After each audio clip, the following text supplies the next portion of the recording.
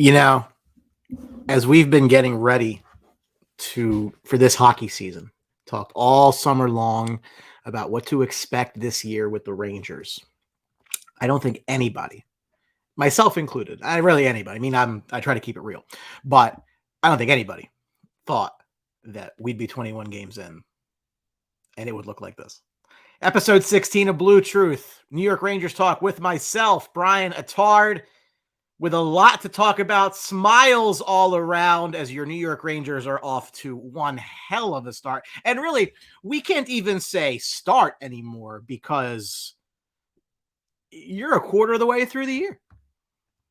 So, just a lot to talk about tonight. Alec Cadell, Dr. Attard, how about them Rangers? How about them, bud?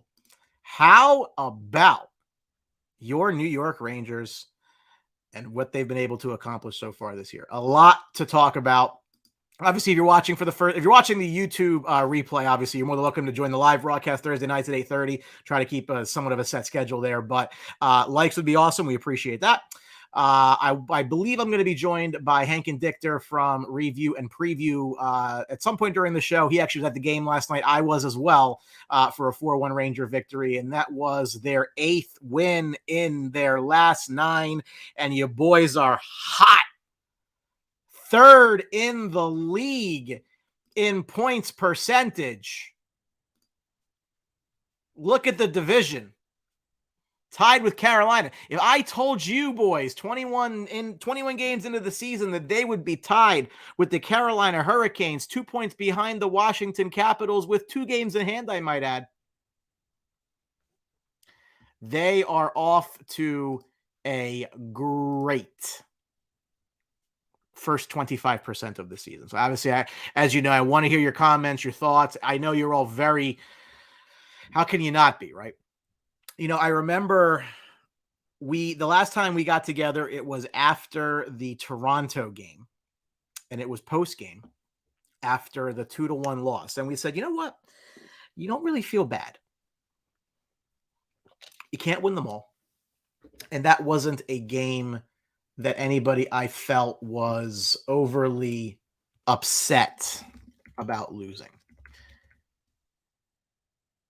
Gerard Gallant had a bit of a mini camp, so to speak, after that Florida game, which if you remember, the Rangers did win, but it was won in very tenuous fashion as they got outshot tremendously, let up 2 goals late, and they held on to win that game. But since then, the Rangers have just been absolutely on fire. You go back, so that they beat Columbus 5-3. They go beat the Devils in a shootout. They go and beat Montreal. They lose to Toronto. We know that. They beat the Sabres, that last-second goal by Ryan Lindgren. You've got that big win over the Islanders, go into their building and just make mincemeat out of them. The 5-2 win over Boston. And then, going into the game last night, I really was somewhat concerned because I thought that the the script, so to speak, indicated that this would be a Ranger loss, given the fact that they were so hot at the time. The Islanders game at the Garden was rescheduled due to COVID issues. I had tickets to that game too. I'm sure it'll be rescheduled anyway. And they got in. They got in and they scored early, 2 in the first period, and they really didn't look back. I mean, there were parts of the game that I don't think they necessarily played their best, but that's hockey. It's a long season. I thought that the Dryden Hunt penalty was an absolute joke. To call five in a game misconduct for just basically what I felt was a pretty clean hit. Was out there to me. Great and great atmosphere at the Garden. Obviously, I mean it was actually that really got the crowd going. So a really, really fun game last night. Michael Faris, what's up, brother? Lot to be thankful for. Yes, there is. LGR. Anthony Formosa, Rangers tougher, bigger, faster, stronger, and the coach is the biggest difference maker. There is a lot to talk about. So we're going to be talking a little bit in a little while about David Quinn's comments. So he was a guest on the Cam and Strick podcast, and some really interesting insight into his thoughts from last season. And, a couple of things that we've really kind of discussed at length on the show throughout the summer about, Kakko and Lafreniere and expectations. So, I thought that those comments were very interesting. Alec Cadell, the Islanders, who only have COVID issues on the road and they can't collect gate receipts. Screw that Bush League joke of a franchise. Well, while we are slandering the New York Islanders, a couple of notes. If you were keeping tabs on the BlueTruth page today, I was having a little fun at our chief rival's expense. The Rangers right now have 14 wins and the Islanders have 12 points.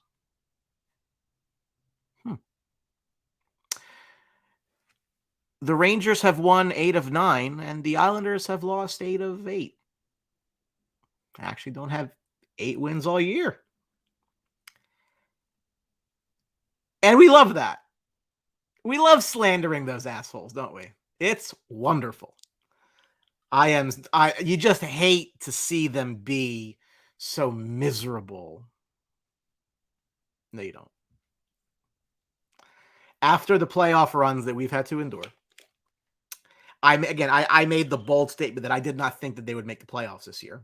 Not because they're the New York Islanders, but because I felt that their roster really wasn't very good and a lot of it was smoke and mirrors. And I think in many ways that's been proven correct. It is what it is. I'm happy either way. Chris Reisetter, can't stay. Just want to say, hey, let's go Rangers. Chris, appreciate that.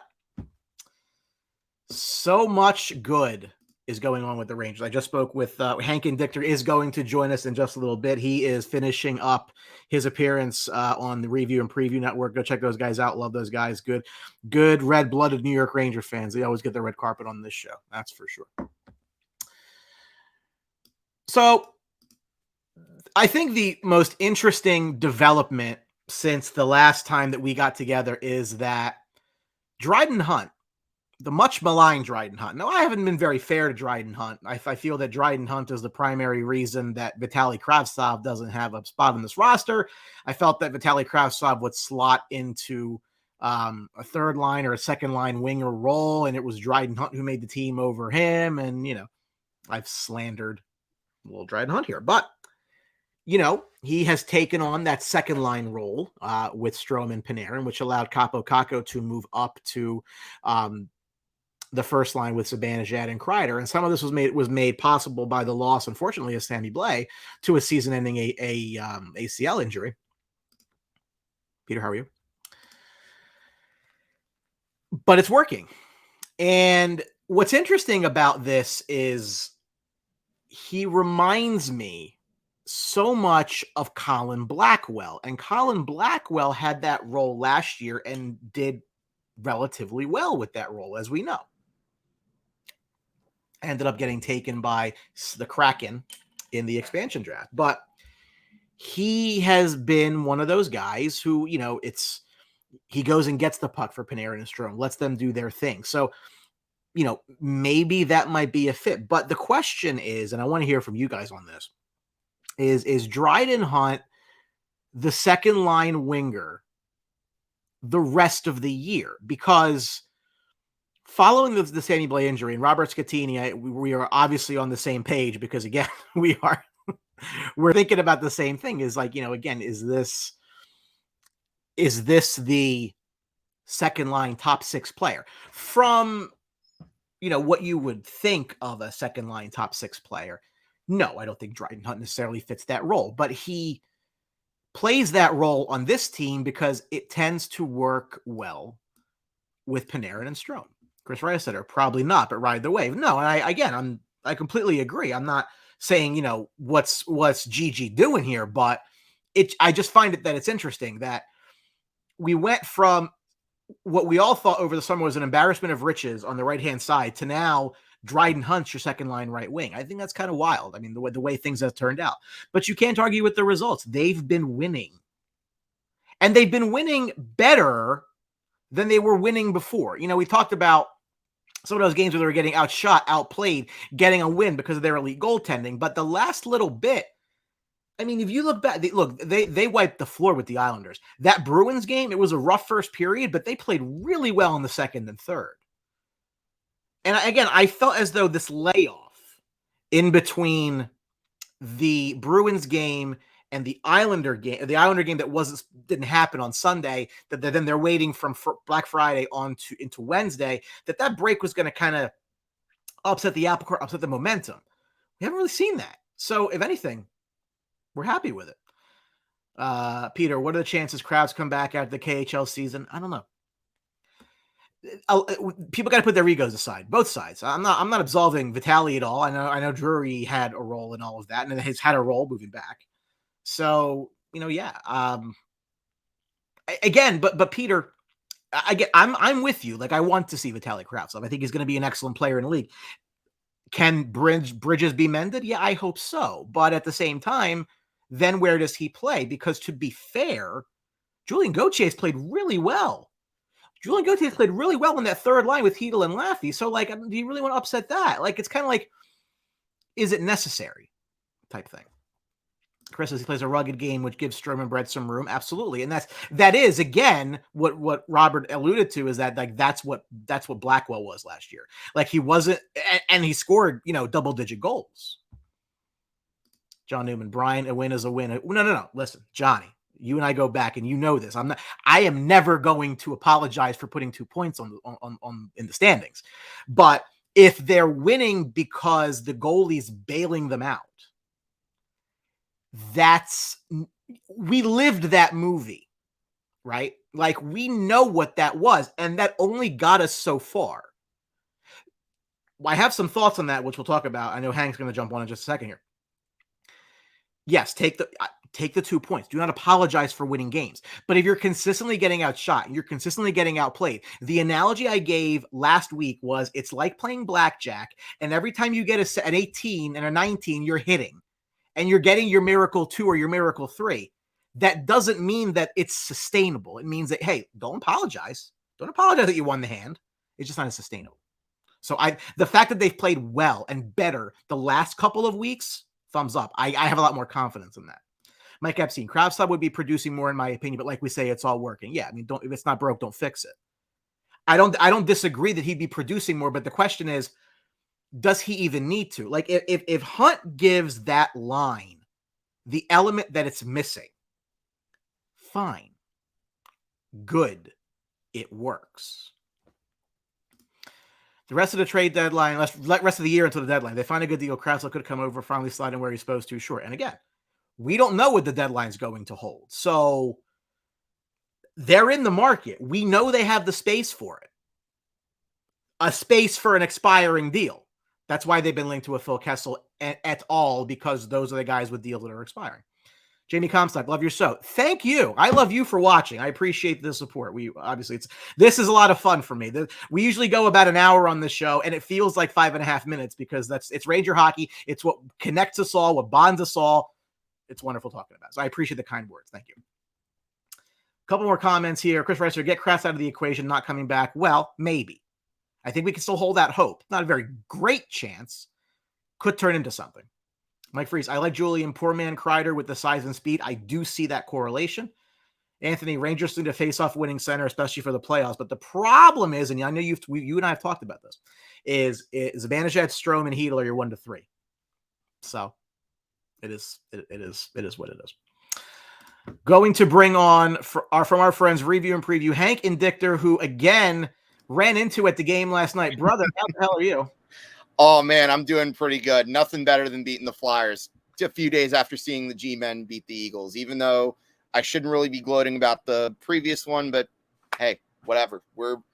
This one felt better than like a lot of the other wins because, like you said, like Igor's been bailing us out a lot. And look, I'm going to give Igor all the credit where credit is due. He has been absolutely phenomenal so far, worth every single penny of that contract. But I wanted to see more of a team effort. And you know what? Honestly, I think we kind of got that last night, no? Because that one goal that Philly scored, that was kind of a fluke goal. Like, I feel like that happens a lot in Igor starts. Like, he dominates the one goal is just some weird ass fluky goal that goes in.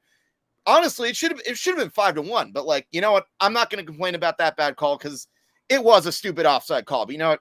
Who cares? Wins the win, dominant. Yeah, refs. That was not their best game. No, horrible. The Dryden Hunt thing, I mentioned it before you jumped on. I thought that was a horrific call. And the funny thing about that is like he gets the 5, and then it says like under review.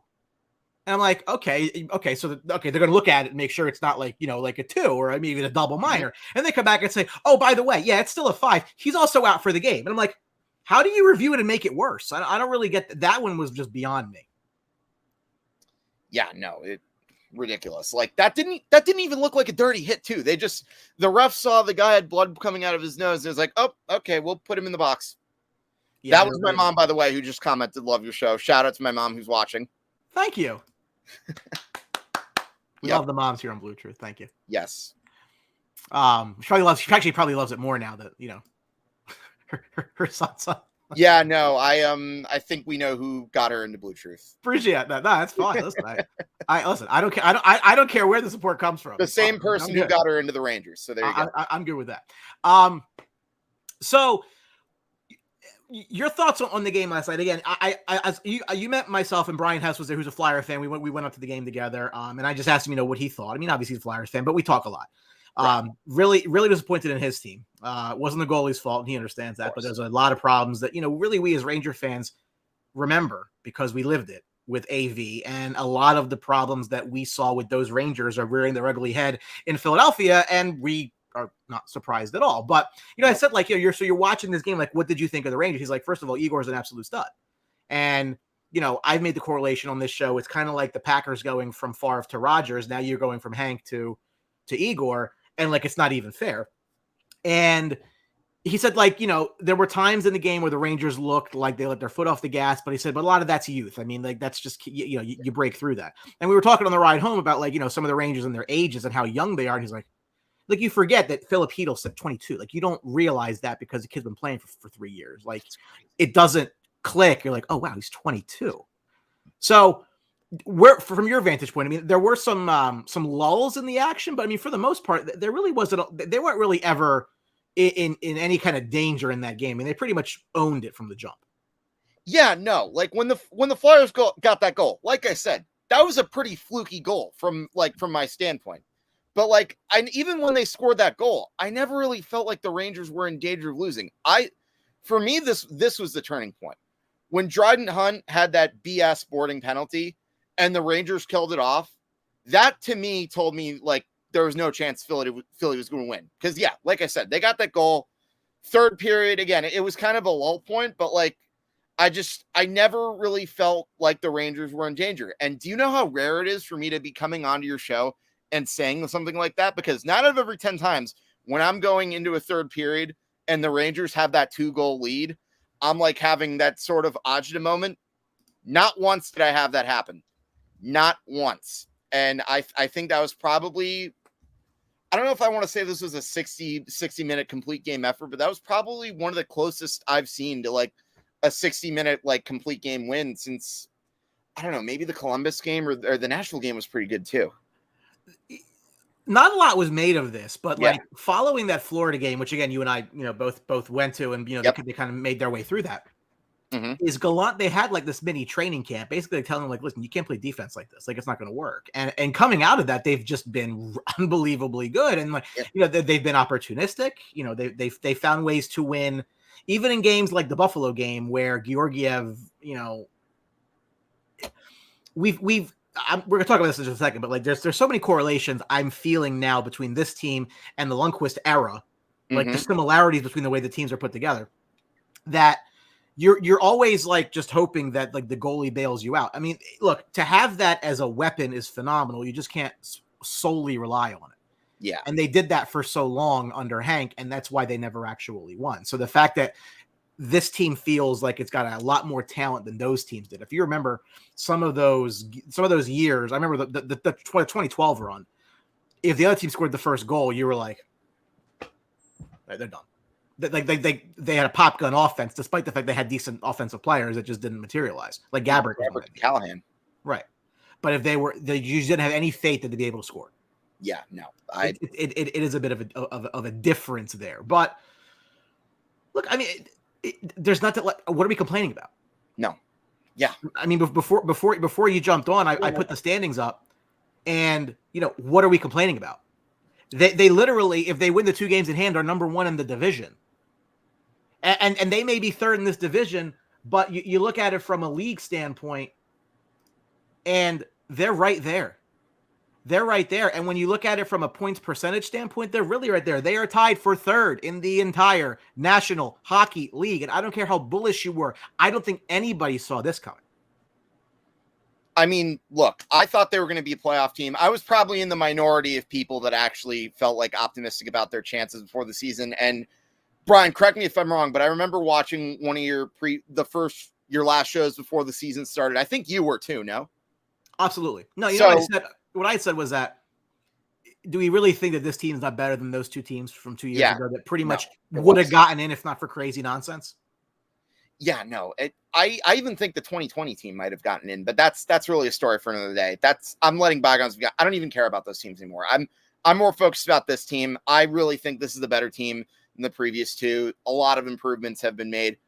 The coaching staff in particular. And listen, it's great that they're racking up these victories. I don't care how they're doing it, but the more I really think about it, it's great because look at the division. Look at who's catching up. If they go on a big win streak in December, that's actually pretty important because then you're setting yourselves up from some distance between the Pittsburghs and the Columbuses and the New Jerseys. And now look where you're on February. You can just maybe pace yourself, take a little games off, or whatnot. Because at the end of the day, my whole goal before the season, playoffs, because they haven't really had a true playoff season in a while. I'm not counting 2020. That was a round robin elimination, and they got in kind of by default. So I'm going to put an asterisk next to that. So, Brian, I like the way they're going. And you mentioned the point about correlations between this team and the 2014 team. I'm guessing you've read McCaff's blogs a good amount of times. He brought up some good points. They had a lot of similarities to the 2014 team. They had this is probably the first time since maybe even that 14 season where you're getting production from all 4 lines too. It's a great thing. How huge was the 4th line in the Islander game? Oh my gosh. Rooney getting 2 goals and Reeves I think Reeves had an assist or 2, no? He had a really nice play on one of those goals. I mean, you got to give the guy credit. I mean, look, to me, it was of course they got Ryan Reeves because that was the way the offseason was going. I love that guy. But he really, the most vocal of critics can't possibly be remotely upset with this. I don't see it. I don't see how, frankly. No, I love that acquisition. I mean, look, I remember people at the beginning of the season were telling me, oh, I want to see him get into a fight. I'm like, I would have loved to see it too, but at the same time, as much as I would have wanted to see him take down PK Subban during that Devils game, I also didn't really want him to risk a bad penalty in a tie game because that would not be common sense. Then he'd really be getting shit on by the fan base. So, There you go. And the more people are really watching him play, I think the more he's really growing on this fan base, which I figured was kind of going to be inevitable at this point. Yeah, he's fan favorite. With this team, the work ethic is there. Chris Rice says he lives in Philly country. I walk around with a hop in my step. Chris, where is that? Because I also, unfortunately, live in Philly country. So I'd love to kind of hear where in the area you are. Are you in the Jersey side, of the PA side? Mike Epstein just didn't like their play after the major. But this game ended at when that was over. And Brian said the same thing. It was like that was going to be a huge momentum swing the other way. And the way that actually played out. So you had Trouba having to give a stick to Igor, Rooney giving a stick to Trouba. Like, it was just like one of those, like, all hands on deck. And there wasn't really a stoppage in the 5 minutes. That was like 4 minutes and 54 seconds straight of penalty kill. And I don't think at any time you can remember, like, oh, that was a really, really good chance that they had. Minus, like, I think the one weird puck was in the air. But, like, they defended it very well. Like, those are things that, like, if you're looking for reasons to think big longer term, like, where could the team go? So, like, to John's point earlier, who cares if they're winning? Well, I care how they're winning, because what can I draw from that? At the end of the day, individually, these games don't mean all that much. As long as you're in, you're in. Yeah. But if you're playing well, and that's translatable to playoff hockey, and then you can say, well, like, if they continue doing this, I can like their chances in a series against a Washington or a Carolina or a Tampa or a Boston. Like, the kind of idea, like, that to me is what's important. Winning and losing, it's nice, but, like, as long as you're in the hunt, I'm not going to get overly excited. I don't get up or down in the regular season for the most part, because as long as everything's a stretch, right? I mean, each hockey game is 2 baseball games. Like, you can't, like the Toronto loss. I mean, you can't win every game. Yeah. No. Like, am I gonna get mad about that? Well, no, because you cannot win every game. But they've been playing very well. Yeah, for sure. And to piggyback off your point about the the important how they win. Yeah, I agree with that to a good amount of extent. I totally agree. But with that being said, there is one thing that I like that you cannot measure with the analytics. Resolve. Look at the Bruins game. Sure. Like, you give up a goal down 2-1. Actually, no, I'm sorry. Take that back. It was 1-0 first period. Strome has that goal with less than 10 seconds. They were getting completely annihilated in that first period. Shot-wise. Oh, yeah. Like, totally dominated. Like, if it wasn't for I used to say this all the time with Lundqvist, but if it wasn't for Igor, this game would have been like, I don't know, 5-0 during the first period. He bailed them out, and then, they woke up in the second period, and then come the third, that was when they kind of broke away. And, when you see little things like resolve, those are signs that give me hope over the course of the second half of the season. And see, like I said, I go both ways with regards to analytics and like the eye test.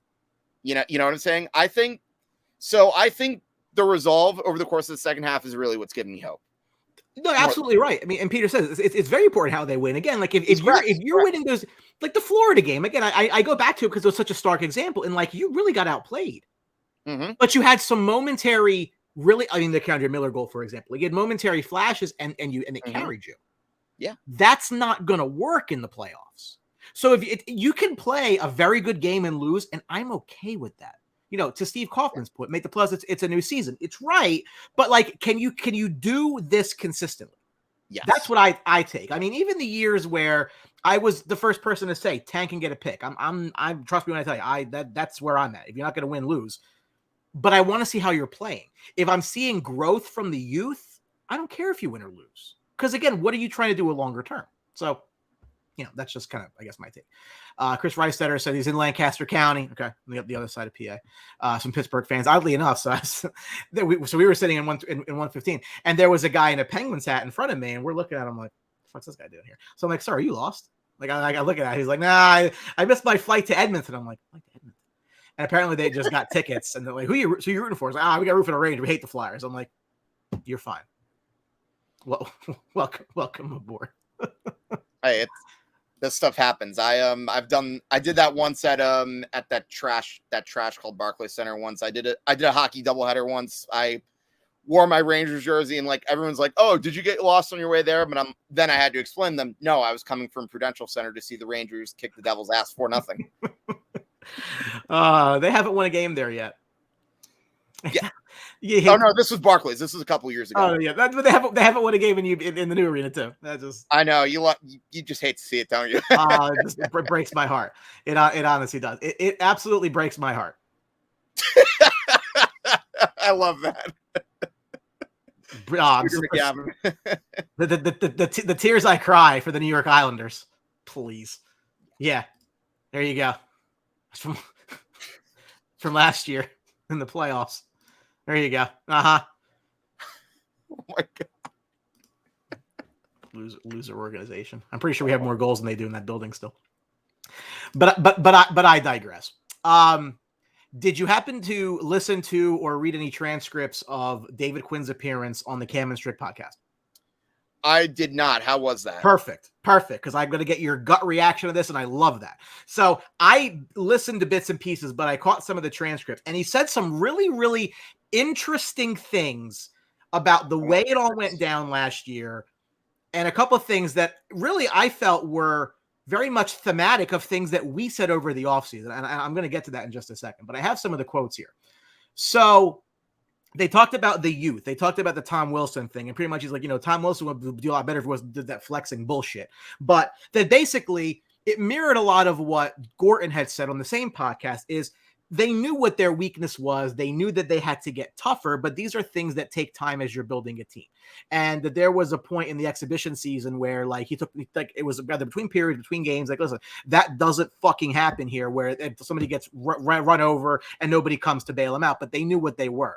And like, that's the irony of the whole situation is so much was made this offseason about the Rangers getting tougher and getting grittier. Mm-hmm. Like, how didn't they know that? Well, of course that they knew. It's just that this was the cycle in which they were in. So, we all think we're so smart. Like, oh, obviously they needed this. Like, don't they see that? Of course they do. Yeah, no, it's a gradual. It's something that comes gradual during like process of trying to win. I mean, look, I'm going to give the Tampa Bay Lightning as an example. Like they made all these runs. They were knocking on the door for so long. Then come the deadline of 2020, they finally got tougher. They finally got a Blake Coleman. They finally got a Barclay Goodrow. And I think little moves like them, and before the season, they even got a Pat Maroon. I think that was one of the big reasons why they were able to win the cup finally after all those years, because they finally added that element of toughness that they needed that they didn't quite have after that series against Columbus. I remember that series very distinctly. Oh, yeah. They blew that lead in game one. Once they lost that game, even though they won 62 regular season games, I never got a feeling that they were going to recover after that. I lost so much money on that series because every time they lost, I kept doubling my series bet. Wow. Because I'm like, there's no way. There's no way. And then there was a way. Columbus Blue Jackets. Talked a little bit about how young they were. Because I think this gets lost on people. Because, we talk about, hey, listen, if Heedle's 22, he's been here for 4 years. Like, how is that even possible? And he said, we talked about it because I'm giving a direct quote here. We talked about it for 3 years, how we had to get harder to play against. It was part of the process of building a team when you have kids in your lineup. Our third line last year was Heedle, Kakko, and Lafreniere. That would have been a great line for me at BU because of how literally people forget. I think it's because, and I don't know how much football has on this, but like people forget these are 18, 19, 20-year-old kids. So when I look around at these Facebook groups, again, spreading the good word of the sports box and BlueTruth and everything else, Kakko's a bust. Lafreniere is a bust. Like, I want to know, like, what the hell's wrong with you for you to even make that anywhere close to that determination when a kid hasn't even played a full year in a league yet. Like you're just looking for something to bitch about. Yeah. There's only I think of. Well, I mean, look, that's typical Rangers fan talk that you see on Twitter. Like, I don't even buy into that. Like, as I've said, I've seen flashes of what Kakko do. Correct me if I'm wrong. I believe he now has a 5-6 game point streak. 3 goals, 4 assists his last 7 games. Yeah, no, he's been getting better over the course of the season. I'm not worried about Kakko whatsoever. He's fine. And I think it might even be better contractually, but go ahead. And you know what? I get where David Quinn's coming from, because like there was so much talent on that team. How are you gonna divide the minutes between him and like the guys like the Panarins, the Zibanejad's? Like, it's it totally makes sense. I like the point he made. That's a line that would have done well at BU. Yeah. I mean, that you're literally talking about college seniors there. Yep. He said in his conversations with the Rangers before he got let go, I asked one question: did we overachieve, underachieve, or do what we should have done this year? And the answer I got was that, well, we probably overachieved a little bit. So basically, he was kind of like, well, what are we talking about? Why am I getting fired? And he really was like, he knew that once Gorton and JD were on the way out, that this was this. I mean, he was pretty much, that's pro sports. Like he said that line a bunch of times. That's pro sports. Yeah. So, like, he knew, but he's for them to tell him that they overachieved and he's getting fired. I understand where he'd be a little pissed off. Yeah, of course. Couple of comments. No, Joe Girardi said the same thing after 2017. He had a plan to try to get the Yankees better. Cash was like, nope, you're gone. We no time and no tolerance for that. Alec Cadell, it's difficult to measure clutch through analytics. I know when I see it like porn. Well, yeah. It's a good example. Okay. Robert says last year made me wonder if that third line is the future top line, Laffy, Hedel, and Kakko. Well, I think that when you're giving a center like Mika Zibanejad at 8 years, 8.5, like he pretty much can, park his car on that top line. But it is good to see again flashes from these kids. I mean, again, Kakko I think has actually been a little more consistent than Lafreniere, but again, Kakko's been in the league now a little bit longer than Lafreniere. So like these things take time, and people have no patience. It drives me nuts. Oren, who I know is a big follower on Twitter. What's up, man? How are you? Says, great show as usual. Thank you. I think the change in the north-south offensive alternative, they have a new scoring option with Panarin and Zibby are stuck. Hunt, Kakko, and Kreider are benefiting from that. Zibby in some case. Panarin pays some price, but Quinn's team revealed the limitations of an east-west team. They'll be a difficult team to defend against because they have both options. And, but the thing about, if you think back to the Quinn years, is like, I really think that him and the top stars really just like butted heads. Like, the east-west flu. I mean, like, you kind of sometimes have to let your players play. Like you may not have all the answers. You may let them do their thing. And Peter bringing up the Kreider deal. Okay. So what do you, that's not for credit. What do you think of 6.5 for 7 right now for Kakko? I think that would be a cap disaster, which we're going to talk about that in just a second. We're going to talk about that because something happened on the other side of the river, on my side of the river, that may have some play and may have some impact on the Rangers. They have some work to do with the cap for sure.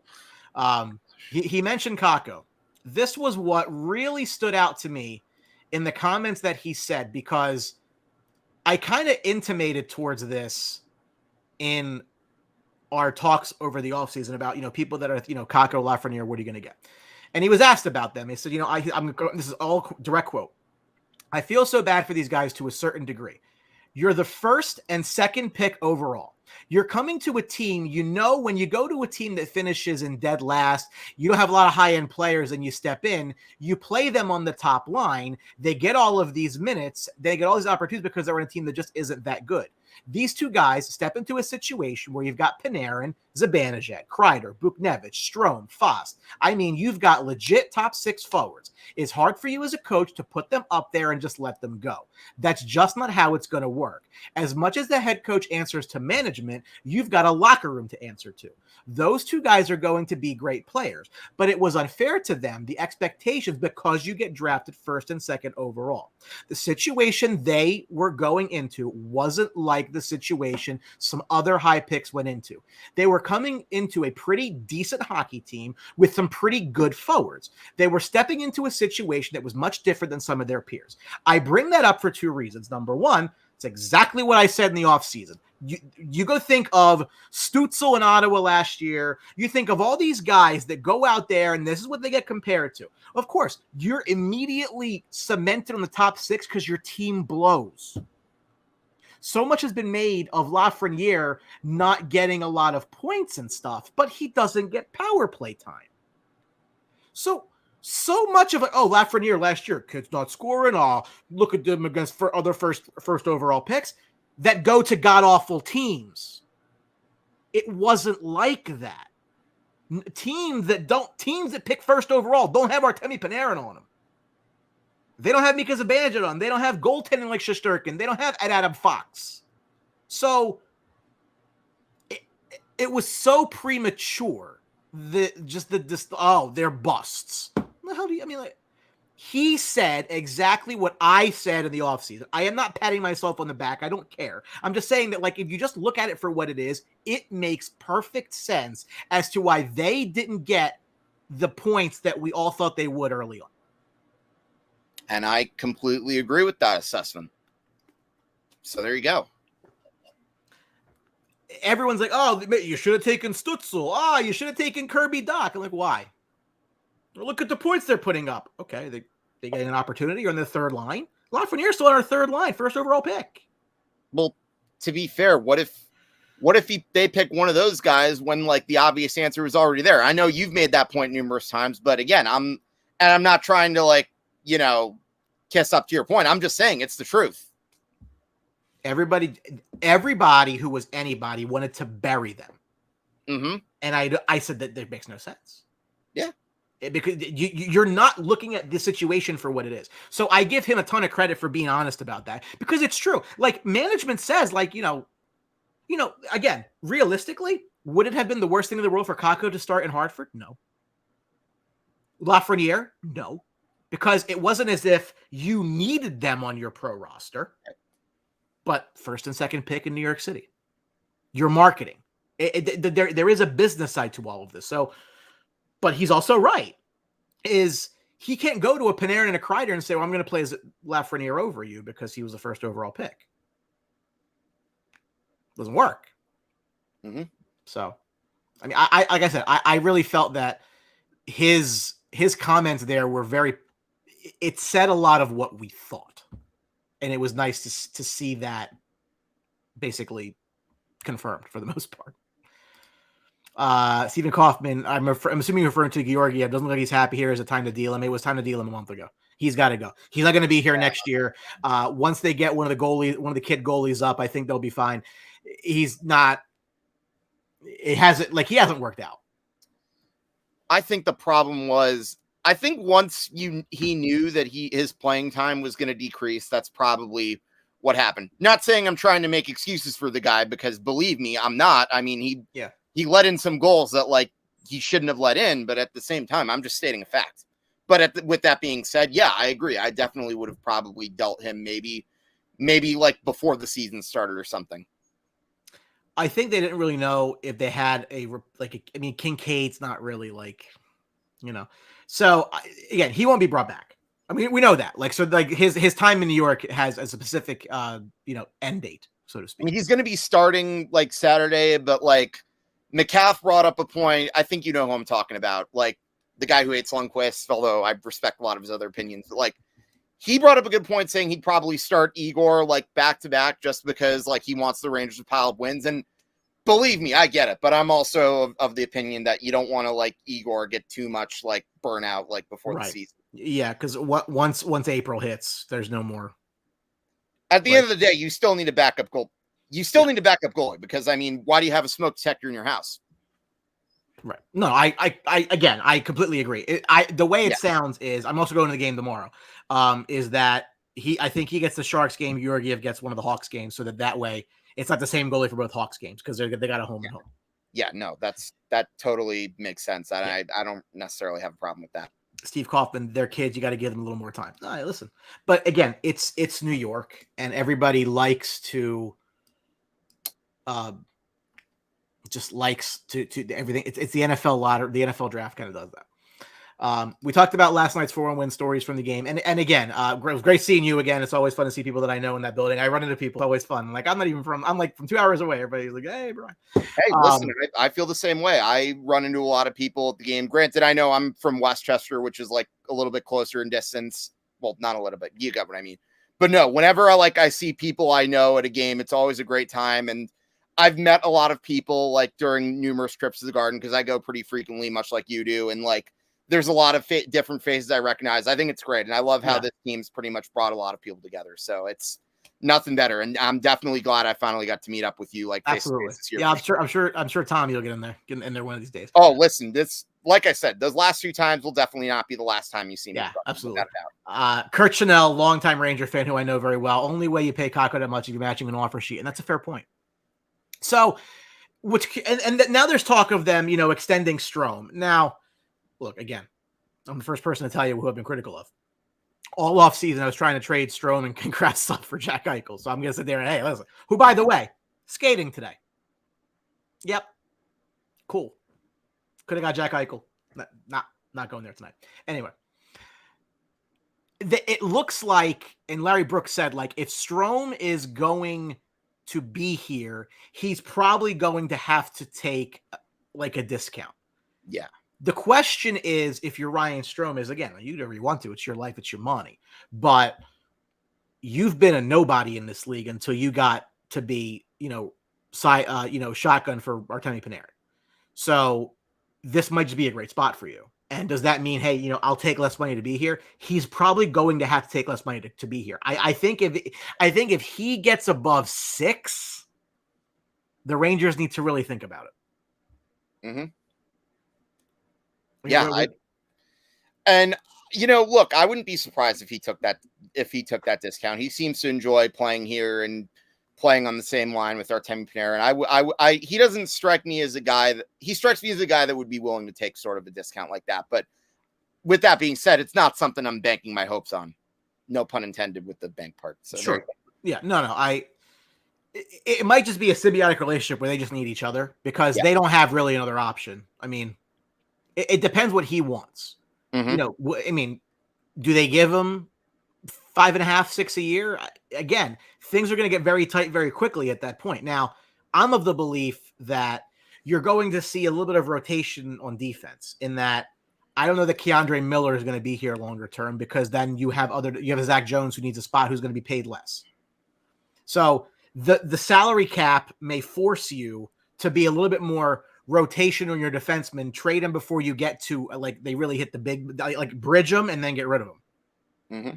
So you may see some of that, with a Miller, maybe not a Lindgren, but you don't have even a Nils Lundqvist because again, Schneider, Jones, you still have Robertson. They've drafted a lot of defense probably for this reason. So I think we need to maybe understand that the Kandre Miller may not be here long term. Has nothing to do with him and everything to do with the fact that a global pandemic caused a flat cap and hurts teams that have to pay players. Yep. So Robert King says bridge deals for everybody. Yeah, but that's scary, man. Because then what happens? Because then what happens? I don't know. Steve Kaufman, Eichel 2 hits away from getting injured again. Maybe, maybe not. I would have taken that risk. Robertson, we can't afford Strome with any raise, with any term. He's a goner. Consider him a rental. They're talking. Brooks has reported that they're talking. Again, if you're trying to maximize Artemi Panarin, you give Strome a 4-year deal. You match him right up. Mm-hmm. Maybe he takes it, maybe he doesn't. That's up to him. What is it more important to you to play in the New York Rangers in an ideal spot for you, or are you looking to go get paid? Go get paid if that's what you want to do. But it won't be for a team that's necessarily going to contend, and this team is clearly on the upswing. Also saying, Hedl for that 2 center spot. They'd love it, but then, again, they need to figure, again, Panarin's probably pissed that Buchnevich went. So do you really, again, if it's working, I was trying to trade him all offseason. Your thoughts on this? Is Zach Jones a better prospect long-term really over Miller? Again, I'm going to say maybe because I don't really dive too deep into the prospects, but I'm going to say that's possible, but I don't really want to get too hopeful about it. Here's what I would say. Unless Miller is a significantly better prospect, then I think it's Zach Jones still makes more sense. Yeah, that's fair. Cowboys field goal 10-7. What's the score, by the way? Who's 10-7? They just went the 9:04 left in the second quarter. They should win this game. Oh yeah, no, even a Giants fan thinks you should win this game. Taysom Hill. Again, Zach Jones is an NHL defenseman. He's not here right now because of the core that we have. But right. Nemeth is gone. I tell you right now, Nemeth is gone next year, and Zach Jones is on the team. Yeah, that's easy. That's just not working. Absolutely. So you can find money by getting rid of him, and you'll be okay. And I completely agree with that. And then Paul says Nils Lundqvist could be better than Zach Jones. Trade Jones to get a center if Strome leaves. Well, maybe. Yes. But again, you kind of need to keep that rotation going on defense because there's a couple guys you can't get rid of. Trouba, not at least right now. Fox, not forever. So, Nothing more than 5.5 for Strome might not take. It take Miller over Jones all day unless you're getting rid of Nils. Again, I think that we need to be just prepared for the fact that like this young mix that we like, they're all not going to be here because there's still more coming that are cheaper. And you have to get ELC level production and they're in a cap league, especially with when you're like the New York Rangers and you have so many high end numbers because it's just math. Mm-hmm. So for the last 10 minutes, Kearney kind of says Tenorti's also going Chris Brown's crisis management. Chris put up better defense than him. Let's all just have some fun and laugh at the fact that in the Metro entering tonight, the Devils, the Flyers, and the Islanders hold the 6th, 7th, and 8th spots in the Metro. The Islanders and Flyers have combined for 15 straight losses. And let's all just have a nice, foolhardy laugh at their misfortune. Because that's just great. You know, for example, where's my...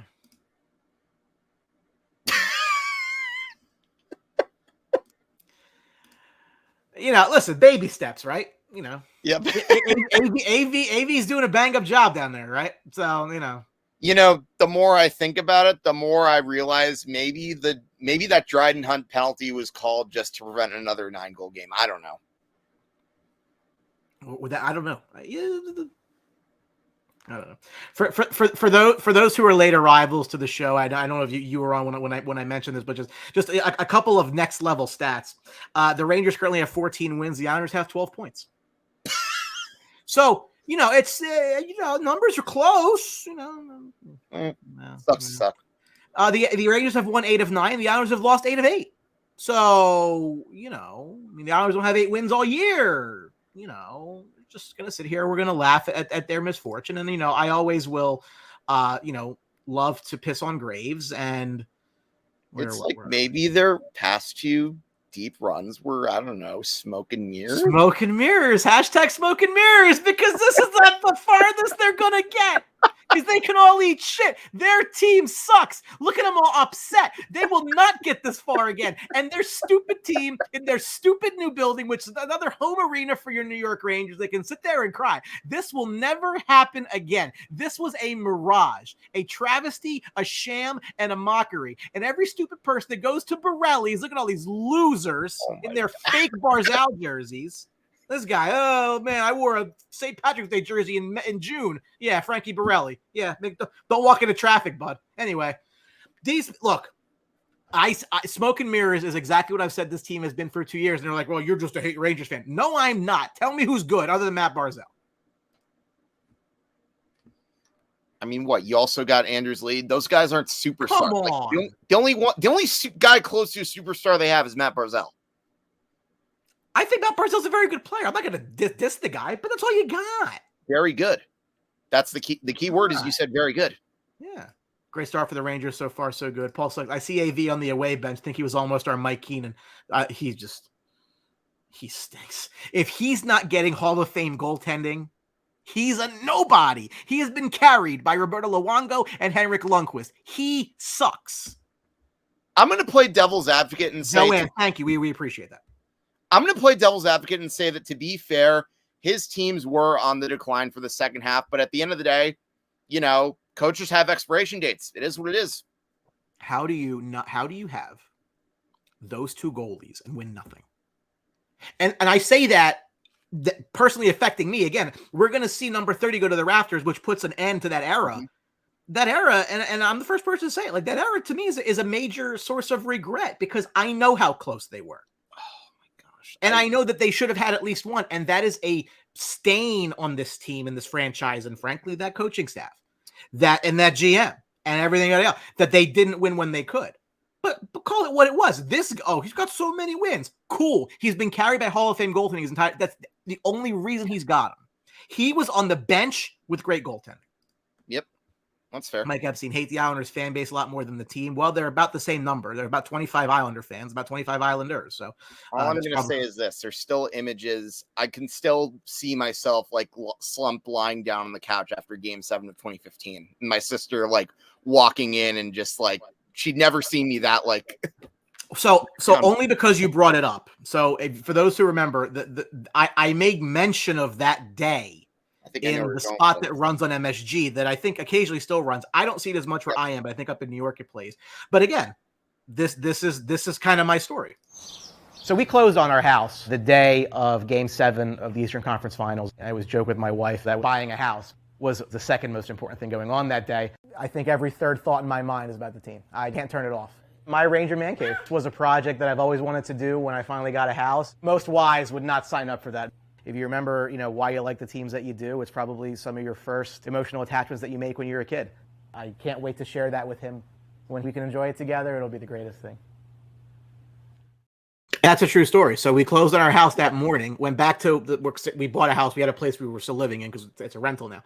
But I go there and they lose Game 7. And then the next day I'm here in my new house getting a 4K TV delivered so I can watch them rip out my soul in 4K moving forward. And, it's just...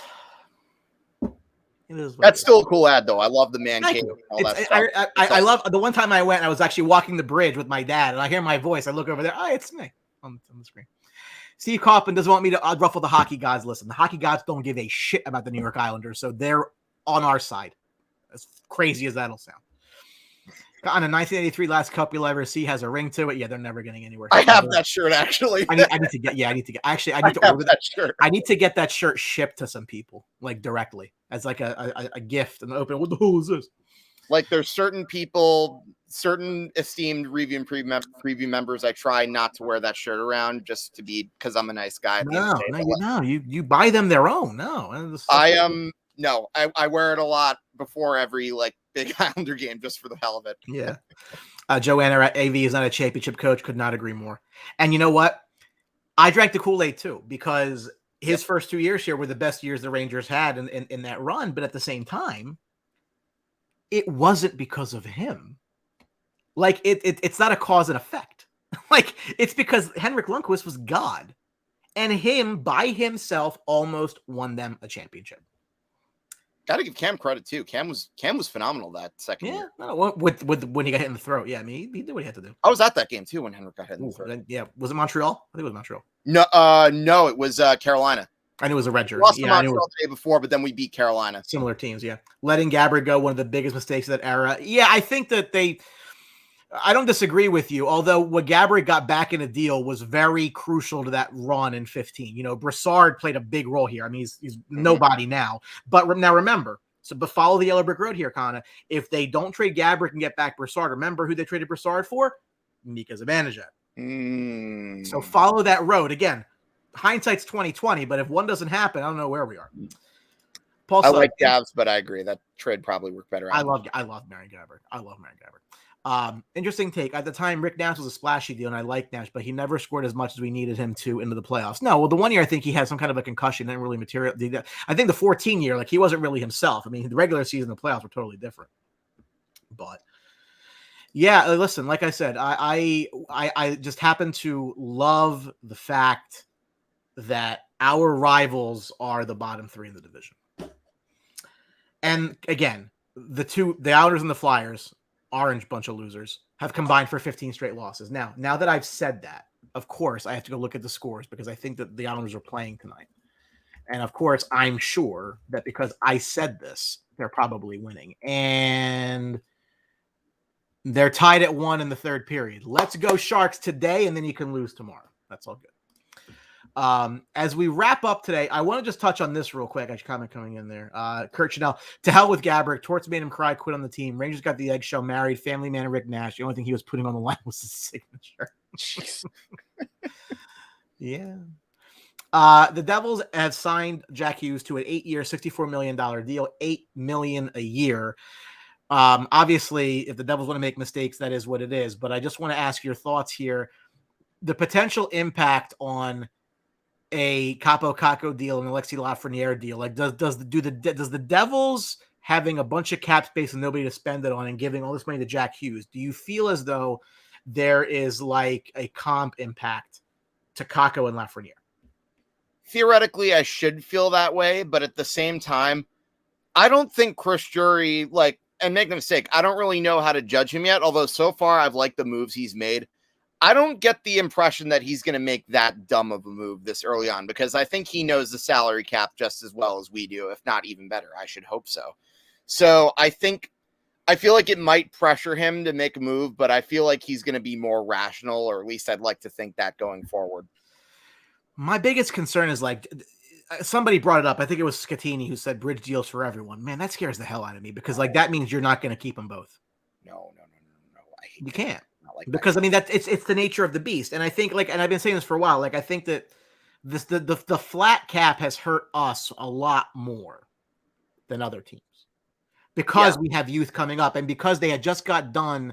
Like I'm gonna sit here and say, look, has Jacob Trouba been worth $8 million a year? No, absolutely not. But when you make that deal, you're assuming the cap goes up.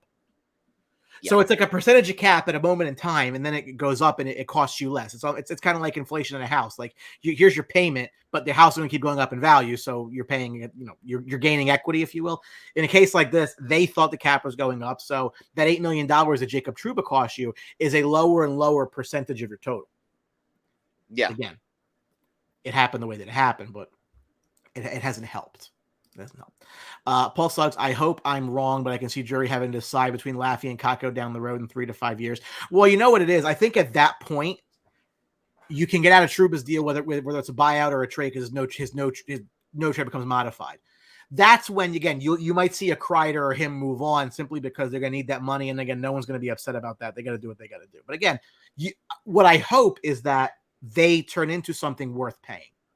I think that's the other part of the equation is I've always said that you don't get hurt paying for elite talent, but you got to become elite talent.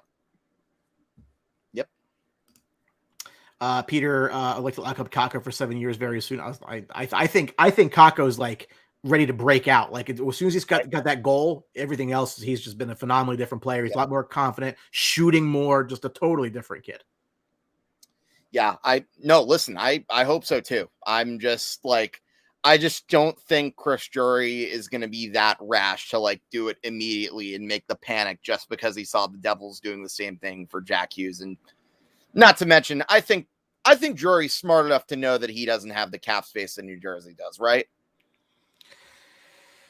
Yeah, but I mean, if you're an agent, look, like your job is to get the most for your client. Yep. And if you say, I mean, again, don't you think that when Fox's deal came up, they're like, hey, here's what you paid Trouba. So, maybe we're worth this because Trouba ain't that good and he's getting paid. So true. There's some breaking news out of Long Island here with Barstool Sports CEO Dave Portnoy, who may actually say he may have to fire Frankie Borelli, because he's bet the Islanders 8 games in a row and they're 0-8. If it gets to 10, Frankie might get fired. I'm now rooting for 10. Jeez. Oh man! Thank you to Wayne Clements, watcher of the show, who just said that to my phone. That's great for me to bring it to everybody. But that's great. Any final thoughts, sir? Thank you for coming on. Again, Hank joins us from our friends over at Review and Preview. If you're into like a lot of New York sports, they do a very, very good job over there. They have a great Giants show, a lot of good stuff. We love our little cross promo with the Sports Box and them. So happy to have made their acquaintance and working together. Tell the people where they can find you. All right. So you can find me. So during the baseball season, I do a show called Hitting for the Cycle. That's usually, for the first half, it was on like Thursdays at 7, but for the second half, I had to move to Wednesday. But the reason I had to do that is a good segue for the other show that I do, which is called Big Blue Avenue. That's the Giants show that Brian has mentioned. Brian has been a guest on that show a few times, actually. Definitely one of the more smarter Cowboys we've had, actually. Well, actually, I think you're the only Cowboy fan, but in any event, those are the only smart shows. Those are the 2 shows that you can find me, and occasionally I'll make appearance on the main show of Review and Preview every now and then, whether it be to talk about the Yankees and the Giants, or obviously if they ever need a guy to talk Rangers, I think they know who to call on. So that's pretty much where you can find me. And not to mention, you can also find me doing some like short videos to recap some of the MLB free agent signings. I did one about Corey Seager. I did one regarding Javier Baez. I did one about Max Scherzer with Paul Lombardi, who he's the host of the 3&D. That's the basketball show that's on every Monday. Paul's a hardcore Knicks and Mets fan, and he's probably one of the only Chiefs fans I know too, interestingly enough. But anyways, we all have great people. You can that's the platform you can catch me on. You can find us on Facebook, Instagram, and Twitter at Review and Preview Sports. And Brian, as always, I want to thank you again for having me on the show. No, absolutely. We're spending so much time talking about the Flyers game. I said, let me bring Hank on. We're just there together. Yeah. Nice. So always a pleasure talking Rangers with you. And I always love hearing you bring up like economic stuff with regards to the salary cap. I always find that mesmerizing. That's like my thing. I was just. No, I know. There was just a thing about Corey Seager signing in Texas and how much more money he's going to make than if he signed in California. And I'm like, okay, cool. Now let's apply that exact idea to a hard cap league and try and tell me that the Lightning and the Knights and the Predators and the Panthers and the Coyotes, that they don't have this massive advantage over the Rangers. Because if you think back to freaking Ryan Callahan's like, well, I want $6 million. Like, well, we're going to give you $6 million. Well, we can give you $6 million down here. I mean, we actually can give you 6.5. You'll end up with 6. So up there, you got to get like 7, end up with 6. So like, we're actually better off. Not only that, but he has 2 cups to boot. So right, he really. But at the same time, I salary cap should be state tax adjusted. That is a hill I will die on. I don't disagree. I don't disagree with you on that. You know more about like the finance stuff than I do. That I will defer to you on. It's what I do. There's a couple comments that we'll finish up with. Boscatini, we have no choice, I think, this year anyway. Cap space is limited. It's not limited this year. They can go sign anybody this year. Mm-hmm. They have enough money to basically reanimate Gordie Howe this year. So they do whatever they need to do. Like, they'll get it. Like, this is the year that if you want to go all in and go like really pad your roster with expiring contracts, you do it now, because you can't take it with you to next year. Gordie Howe, I don't think too many people know this story, but he was a Ranger that could have been, I know, like mid-40s. Isn't that Ranger? Again, that's one of the many historic things that like I learned from like reading McCaff's blog. Great blogger, by the way. Like, I know. He is. See, him and I have a disagreement on analytics. Like, he just hates analytics, but I'm like, Sean, like, this isn't even like that complex. Like, do you know what Corsi is? It's shot attempts. Yeah. Like, this is not like rocket science. Like, yes, if you are taking 60% of the shots in a game, you probably have the puck more. Oh, that's what that means. That's all that means. So, like, everybody makes it out to be this big, huge, complex thing. It's not. No. But again, I'm like, I see both sides of where you two are. Like, I think stats like mean something. Like, they don't tell the whole story, but they definitely mean something. But at the same time, I think you, me and him can all agree that like grit and like the eye test is very important, which it is. I don't think that they're the only thing that you can look at, but they do tend to like, okay, like if you go back to the core C stats on that Florida game, they tell you things that you probably already knew from watching it. Yeah, and that was that like the Rangers really like dodged a bullet. And if they didn't have that amazing first period, like we're talking about a completely different game. And I think that game also was another game that kind of made me like realize this is going to be a good team. And it wasn't because of what happened in that game. It was because of something that Gerard Gallant said after the game. When he said in his press conference that he wasn't satisfied, that like just lit me up on the inside, because most coaches, like after a big win like that, you wouldn't hear something like that. But when he's like, I'm not satisfied, that's all I need to hear to know that he's a good coach and he's the right guy for the job. He was my guy coming in. I'm very happy with the hire. Peter, so you don't want to give Kakko's agent too much leverage. Well, I think that's why they left the door open with Eichel, was so they wouldn't get that leverage with Zibanejad. Steve Kaufman, you think Drury's making the decision as a rookie or someone helping him? I pray to God he's doing it, because I don't want Glenn say they're doing it. Paul Suggs, great shape. Thank you very much. Glad the Rangers are buzzing. Again, listen. And if you look at their upcoming schedule, I'm not going to go break it all down right now, but like things look pretty good. Like we get together again in 2 weeks. And again, I'm looking to do the next show on 2 weeks from today on the 16th at 8:30. They should have a couple more, wins under their belt. That's a really good interception there by the Cowboys. It looks like maybe. Yep. So I'll be back in 2 weeks, but yeah, I mean, there is very little in Rangerland to be mad about, which is great. Like if we're gonna get mad, like we're literally nitpicking, and I love that, because that's where we are right now. Winners of 8 of 9, while everybody else sucks. Love to see it. Mike Freese going to the game next Wednesday. That'll be cool. Again, I'm going to tomorrow night. I would have had 3 games in 6 nights, but they canceled the Islander game, at least postponed it. So I'll be there tomorrow night with my buddy Chad, who I used to work with up in New York. Same company, but up in New York. So that'll be fun.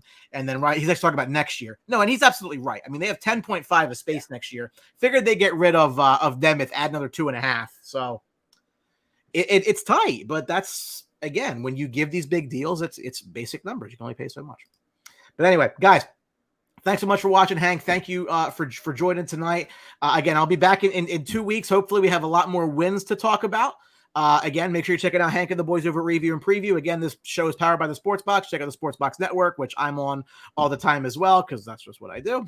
So on behalf of everybody, hey, thanks for watching tonight. The Hours can go kill themselves. The Flyers can go kill themselves. Deltas can go kill themselves. The New York Rangers they look like a playoff team right now. So we'll see what happens. But all right. See ya.